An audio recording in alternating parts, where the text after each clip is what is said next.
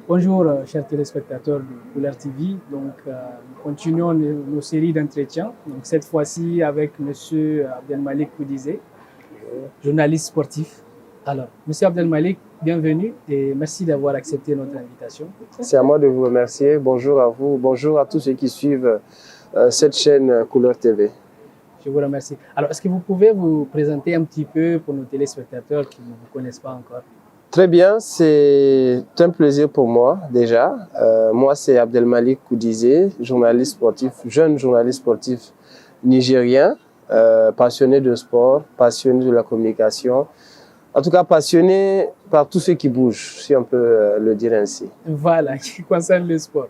En général. Alors, vous avez commencé déjà à exercer depuis combien de temps environ? Je suis tout jeune, je l'ai dit, je suis pratiquement à ma 6e année d'expérience seulement.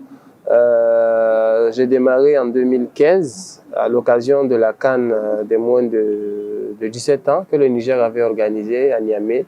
Et c'était parti d'un stage que j'avais commencé en janvier. La CAN était en février.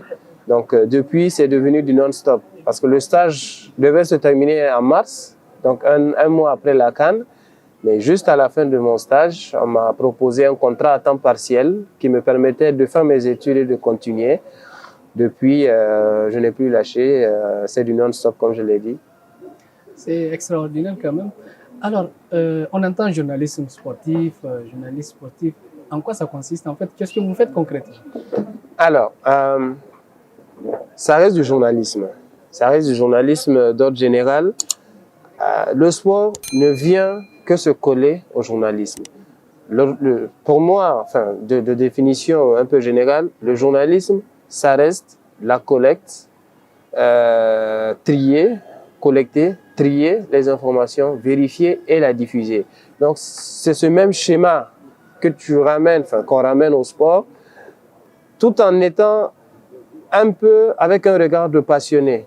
Parce que, encore une fois, je le dis, on peut exercer le journalisme de façon professionnelle, mais le journalisme sportif, c'est vraiment lorsqu'il y a une passion derrière.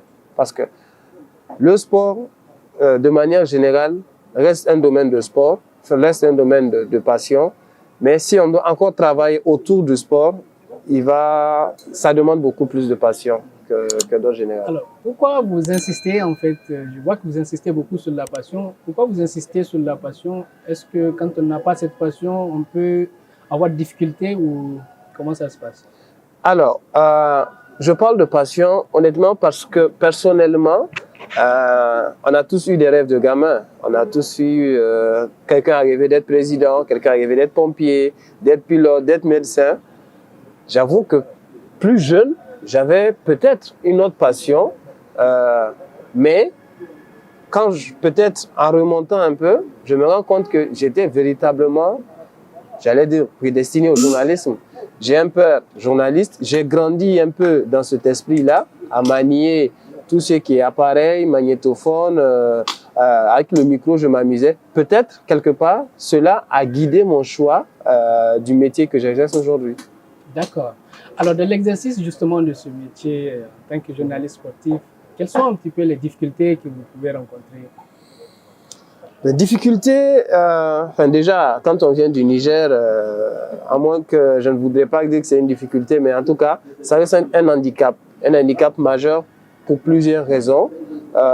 Déjà, l'âge, quand on est jeune et qu'on arrive dans un cercle, si vous voulez, vraiment fermé, c'est difficile de percer cette bulle-là, de se faire une place. Donc, première difficulté, c'est peut-être lié à l'âge, mais peut-être par naïveté ou ma jeunesse a fait que j'ai vraiment rencontré des gens formidables qui m'ont facilité les choses, l'intégration. Les plus anciens que j'ai trouvés sur place m'ont facilité honnêtement les choses. J'ai appris quand même petit à petit. Autre difficulté que moi j'ai rencontrée, j'aurais peut-être préféré le terme opportunité. Nous sommes issus d'une génération de technologie là, tout ce qui est antique. Et ce qui aurait pu être une difficulté, c'était l'adaptation au monde qui passait de l'analogique vers le numérique. Aujourd'hui, tout est numérique Et moi, voilà, on sait que vous tenez en main, c'est un outil formidable qui te permet aujourd'hui de faire des résultats instantanément. Avant, il fallait tourner avec une grosse caméra, aller en studio, tourner, faire des montages pour diffuser. Aujourd'hui, à partir d'un appareil, vous pouvez tourner des images, monter avec le même appareil et le mettre en ligne. Donc, c'est pas vraiment une difficulté, c'est plutôt une opportunité. D'accord. Donc, il y a plus d'opportunités, on va dire, que des difficultés. En tout cas, je suis plus dans l'esprit là. Je me suis inscrit dans l'esprit, je me suis inscrit dans l'esprit de transformer les difficultés en opportunités. Voir les choses positivement. Positivement parce que ça te forge. Mais vous avez parlé d'handicap par rapport au Niger, en fait. Qu'est-ce qui fait que c'est la nationalité ou qu'est-ce qui est handicapant, en fait? Je ne voudrais pas parler de la nationalité, mais premier handicap, déjà, ça reste de base la connexion Internet. Par exemple, là, il y a un an, pendant la période de confinement, il n'y avait pas de plateau TV, par exemple. Je suis consultant pour des chaînes internationales.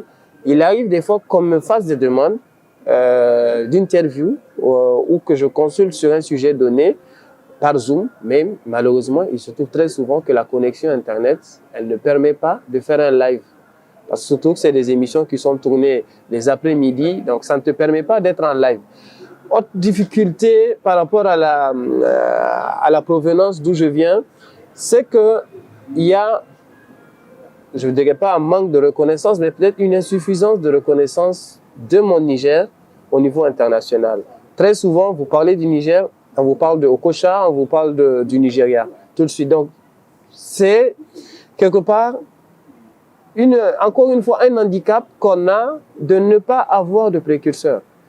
Si on avait, par le passé, connu un journaliste nigérien à l'international, cela est bien valable pour les autres domaines, qui se sont fait une place au niveau des grands médias internationaux, je vous assure qu'aujourd'hui, on aurait compté par dizaines les journalistes nigériens qui sont dans les grandes rédactions. Absolument, non, je suis d'accord.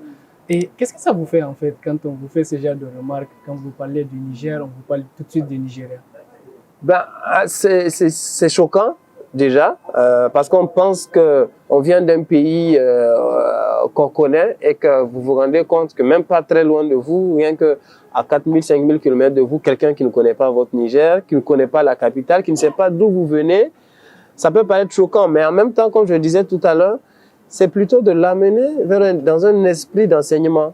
Oui, le Niger n'est pas connu sur tel domaine, mais grâce à toi, grâce à moi, j'ai fait connaître le Niger à une personne qui, à son tour, fera connaître le Niger et ainsi de suite. C'est une chaîne, il appartient à nous, notre génération, ce défi-là de pouvoir faire sortir le nom du Niger. Peut-être parce que pendant très longtemps, les gens de chez moi, les Nigériens ne sortaient pas beaucoup. De plus en plus aujourd'hui, avec les études, avec les grandes facultés qu'on a dans le monde, beaucoup de Nigériens se font des places et c'est de bon augure pour l'avenir. Exactement. Alors, en parlant des Nigériens, justement, on va revenir un petit peu au sport. Quelle appréciation, en fait, vous faites quelle est la place, on va dire, du sport chez les Nigériens en général, de manière générale? Ben, de plus en plus, peut-être que le sport nigérien est en train de s'affirmer. On a évolué en dents de scie.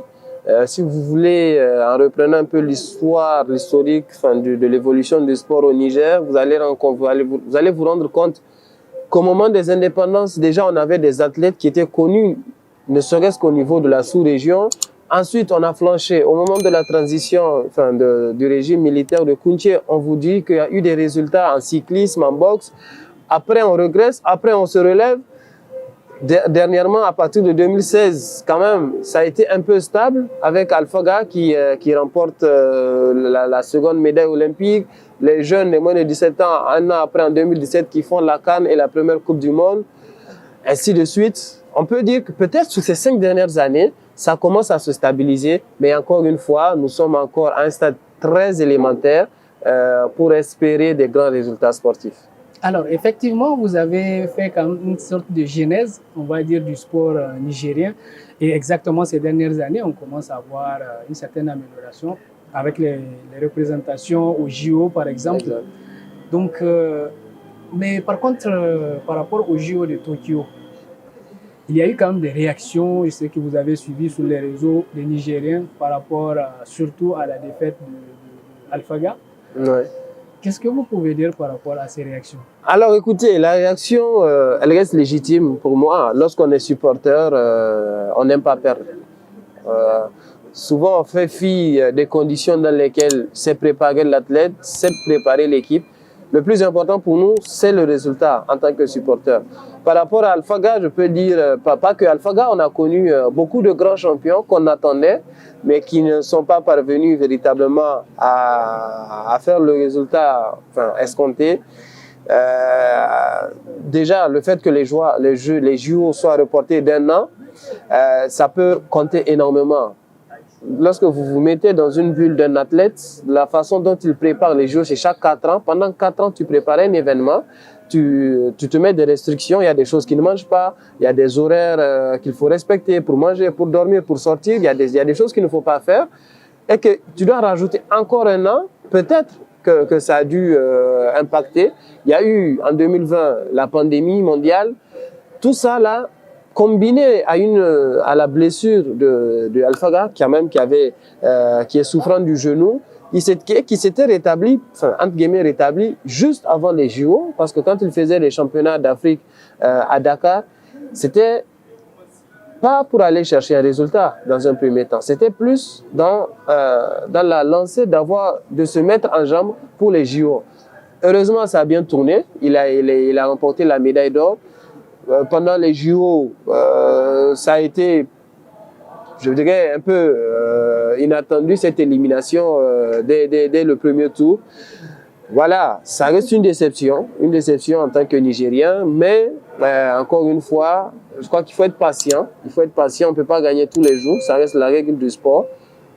Mais l'avenir, pour moi, s'annonce radieux pour le sport nigérien. En tout cas, si on continue dans une certaine dynamique. Alors, c'est vrai, je reviens un petit peu sur le cas de notre champion, quand même, Alphaga, 2 fois champion d'Afrique, il ne faut pas oublier. Il a déjà apporté une médaille, alors qu'en ce moment-là, il n'avait pas beaucoup de soutien, on va dire. Donc, il y a quand même beaucoup plus de pression en plus, beaucoup plus d'attente de la part des Nigériens qui est tout à fait compréhensible. Et par rapport au soutien, justement, quand même, nos sportifs se plaignent souvent, en fait, du manque de soutien, que ce soit financier ou technique, pour les préparations. Là aussi, qu'est-ce que vous pouvez nous dire par rapport à cela? Alors, le soutien venant d'un pays comme le Niger, il est variable.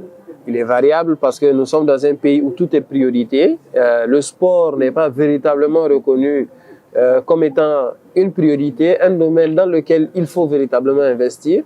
On peut parler de 5-6 domaines avant de parler du sport. Donc, en ce sens, nos exigences, on peut les limiter. Mais il y a un minimum à faire. Lorsque nous disons que les sportifs ne sont pas dans les conditions, comprenez en cela que les conditions dans lesquelles ils vivent, très souvent, ne sont que les siennes. C'est des conditions qu'eux-mêmes ont voulu se créer. Lorsque une Amina Seyni quitte Ndunga pour arriver au stade Seyni Kounché 4 fois par semaine pour s'entraîner, lorsque quelqu'un comme Alphaga a eu des difficultés au début pour pratiquer son taekwondo, alors qu'au même moment, leurs adversaires d'aujourd'hui, à 15 ans, 16 ans, étaient déjà dans des centres, déjà, il y a un handicap au niveau de la performance. Donc, pour moi, le premier soutien, c'est déjà un soutien technique. C'est de mettre le matériel nécessaire à la disposition des athlètes. Combien de pistes avons-nous au Niger, par exemple, pour faire de l'athlétisme?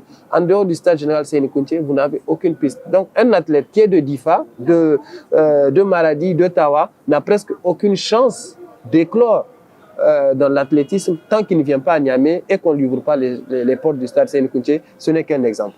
Voilà, vous voyez, c'est énorme quand même ce que vous pointez du doigt là. Mais qu'est-ce qui fait que le sport n'est pas vraiment considéré en fait au Niger? On voit qu'il n'y a pas d'avenir parce qu'on ne peut pas quand même nier que le sport aujourd'hui, c'est quand même, on va dire, un secteur qui est très prometteur dans le monde entier. Pourquoi au Niger, on voit que en fait, il y a toujours ce problème de considération par rapport au sport? Très bien. Alors, ça s'explique. Ça s'explique parce que très souvent, c'est les insuffisances peut-être des résultats antérieurs. Conséquences et résultats, lorsque par le passé, on voit qu'un oncle, une tante, un cousin a pratiqué le sport et qu'à la fin, il n'en est pas récompensé, je vous assure que peu de parents vont inciter leur enfant à aller vers la pratique. Au contraire, lorsque ça marche, ce sont même les parents qui vont inciter leur fille, leur fils à y aller. Lorsqu'en 2016, Alpha Gara remporte la médaille et qu'il est reçu par le président de la République, avec tout ce qu'il y a derrière comme gratification, je vous assure que les centres de taekwondo au Niger ont explosé. La même chose au football, lorsque le premier transfert de Moussa Mazou a été rendu public, quand on parle de millions, ça attire. Aujourd'hui, je veux bien vanter le football, le sport dans lequel j'évolue un peu en journalisme, mais je suis encore une fois dans un domaine qui est un peu intellectuel comme le journalisme. On peut être médecin, on peut être... Mais ce qu'il y a en termes de résultats d'un sportif, je parle sur un aspect financier, ça n'a rien à voir avec un fonctionnaire. Ça n'a absolument rien à voir avec un fonctionnaire. Vous dressez peut-être la liste des plus grosses fortunes. Vous avez des bureaucrates, mais vous avez aussi quand même beaucoup de sportifs. Les sportifs, effectivement, aujourd'hui, dans le monde entier, les sportifs, on ne peut pas en fait en faire sans. Même à la une des actualités, aujourd'hui, on en parle toujours. Et franchement, au Niger, on n'arrive pas quand même à comprendre cela. Bon, on va revenir un petit peu par rapport au MENA national, quand même, que vous accompagnez ici au Maroc, dans le cadre des qualifications. Alors, on sait que les Nigériens attendent quand même une première qualification pour la Coupe du Monde. Est-ce que vous pensez que cette fois-ci, c'est la bonne? Est-ce qu'on peut y croire? Honnêtement, j'accompagne cette équipe sur un aspect technique, qui est tout ce qui est aspect opération média, activité de communication autour de la sélection. Donc, je ne suis pas dans un aspect du staff technique pour m'intéresser véritablement à la préparation. Mais encore une fois, mon œil de journaliste veut que je sois quand même, tout en étant optimiste, mais à regarder la réalité en face. Nous sommes dans un groupe très difficile avec le champion d'Afrique en titre, qui est l'Algérie, qui est sur une série quand même de 28 matchs sans défaite. Nous avons le Burkina Faso, nous avons Djibouti, et il n'y a qu'un qui passe. Même si on était dans une poule, en tout cas, moins garnie, l'objectif n'est pas véritablement de faire une Coupe du Monde en 2022. C'est quand même assez tôt pour le Niger. On n'est pas préparé à faire une Coupe du Monde. Du coup, moi, dans ma logique, je crois que ces éliminatoires de la Coupe du Monde serviront à préparer une équipe d'avenir pour les prochaines échéances, c'est-à-dire les éliminatoires de la Coupe d'Afrique 2023. Le Niger a un groupe très jeune, il y a beaucoup de jeunes qui font leur entrée en équipe nationale. Vous avez des enfants de 2003, de 2002, de 2000. Vous avez des joueurs qui ont fait la Coupe du Monde des moins de 17 ans en 2017, qui donc arrivent à maturité. C'est une chance pour eux de pouvoir affronter des joueurs comme Yad Mahrez, d'affronter des joueurs comme Bertrand Traoré, parce que ça va les ragaillardir pour la suite. Donc pour moi, si en tant que compétiteur, ils peuvent faire le résultat pour aller chercher la Coupe du Monde, tant mieux. Mais si cela n'arrivait pas, honnêtement, pour moi, ça ne sera pas une surprise, ça sera plutôt de l'expérience de gagner. Voilà, donc on ne va pas trop leur tenir rigueur, effectivement, puisque c'est une poule qui est quand même assez compliquée, comme vous l'avez souligné avec l'Algérie. Ce n'est pas évident. Alors, par rapport toujours au MENA national, en fait, les Nigériens aussi ont tendance sur les réseaux surtout à fustiger la qualité du jeu du MENA. Qu'est-ce que vous pensez par rapport à cela? C'est légitime. C'est légitime. Lorsqu'on suit un match, lorsqu'on est supporter, lorsqu'on est patriote, on se doit de soutenir une équipe nationale. Lorsque je suis quand même très actif sur les réseaux sociaux et que je suis ces résultats, je suis aussi les réactions des gens. C'est tout à fait légitime. Ils s'attendent à chaque fois à ce que leur équipe nationale gagne. Et quand ça ne gagne pas, c'est normal. La France est championne du monde, mais lorsque vous regardez les réactions des supporters français à l'élimination de la France à l'Euro, vous allez vous demander, est-ce que ce sont les mêmes qui supportaient l'équipe de France en 2018? Bien sûr que je les comprends parfaitement. Il appartient aux joueurs, à l'encadrement technique, à nous autres, de pouvoir amener le nécessaire, puissent évoluer, entre guillemets, et aller chercher les sommets. Voilà, effectivement, bon, on va clôturer sur cette note positive, on va dire. Alors, Abdelmalik, vous pouvez nous dire, vous pouvez adresser, on va dire, un dernier message, un dernier mot par rapport à cet entretien. Un dernier mot, c'est déjà pour vous remercier, vous encourager pour cette initiative. Les portes du Niger s'exportent, les produits du Niger s'exportent. Aujourd'hui, je suis très heureux de ce que vous faites et j'invite quand même les Nigériens, chacun dans le domaine dans lequel il évolue, d'amener sa pierre à l'édifice. Il ne s'agit pas seulement de le faire au Niger, dans nos 8 régions, il faut aussi l'exporter. Je suis arrivé dans un domaine où, oui, on faisait du journalisme sportif, mais très peu ont voulu l'exporter. Moi, ça reste mon éternel combat. Quand je vois un médecin, aujourd'hui, je veux qu'il soit encore plus loin. Plus loin pour moi, c'est d'aller vers les plus grands hôpitaux. Si c'est un pilote, c'est d'aller avec les plus grandes compagnies. En tout cas, c'est tout ce que je peux souhaiter pour le Niger, pour les jeunes Nigériens. Merci beaucoup, Abdelmalik. C'est à moi de vous remercier. Et franchement, ce côté ambitieux que vous avez me plaît beaucoup. Aujourd'hui, on a besoin de cela. On en a besoin, comme vous l'avez dit. Il faut que le Niger s'exporte tout simplement. Exact. Il faut qu'on vende le Niger au niveau international. Exact. Et c'est notre responsabilité. À nous on tous. va essayer en tout cas le maximum possible. Encore une fois, merci beaucoup. Merci à tous. Alors, merci à tous les téléspectateurs de Couleur TV de nous suivre. Donc, merci de partager les contenus le maximum possible et surtout de vous abonner. Merci et à très bientôt.